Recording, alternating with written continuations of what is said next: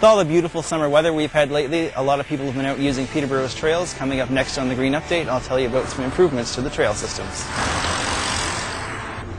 It's a great day to be out on the trails today, isn't it, Sue? It's awesome. Beautiful weather. I understand there's some trail improvements that have been happening lately. That's right. At the city, we've done some surveys, and people are telling us that they really want to use the trail system. They want better connectivity. They want to be out there for recreation, walking, biking, rollerblading.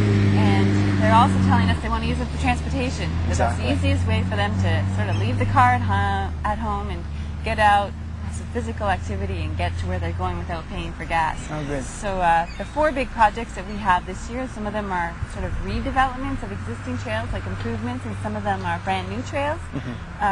There used to be a floating bridge of sorts that was a trail behind the Holiday Inn, and that's become a bikeable, fully accessible trail now, and that project is substantially completed. So if you check out behind the Holiday Inn, walking down the Festival of Lights or something like that, you will see that that's a new section of trail there.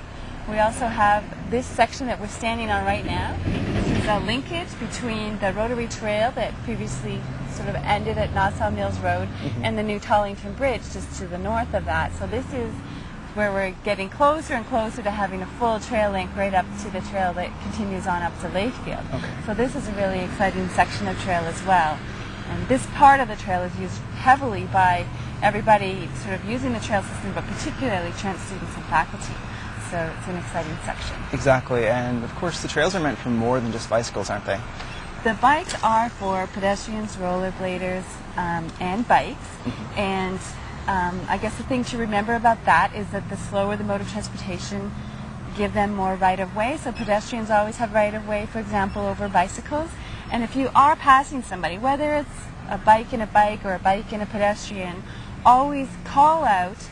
I always sort of call out and say, passing on the left, in good time for them to know that I'm coming up so they don't step in front of my sort of path of travel. And also travel at a speed that is within the context of how busy the trail is. Some times of the trail you'll see a lot of pedestrian traffic in certain areas, and that's when you need to slow down as a cyclist, take your time and weave your way through the pedestrians. And getting back to the improvements for a minute, I understand there's been some to the Trans-Canada Trail as well. What are some other areas in addition to this one? Yeah, there's 2 other trails that we're expecting to be constructed and improved this fall.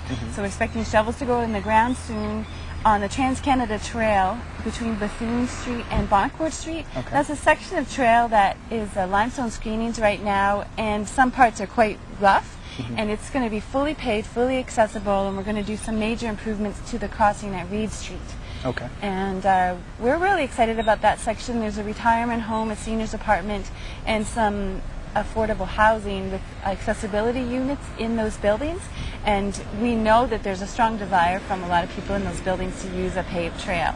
So we're excited about that. And we also have a brand new trail planned to be constructed this fall called the Willow Creek Trail. And that's going to connect the Willow Creek subdivision with Beaver Mead Park, essentially.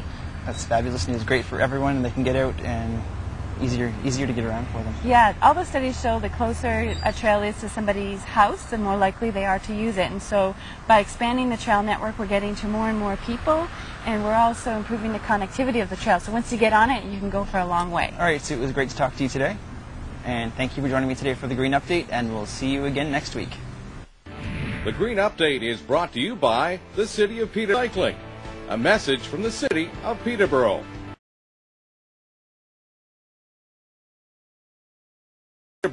Peterborough is a great place to cycle. On the trails, to work, to school, or to a friend's house. Get out and get active by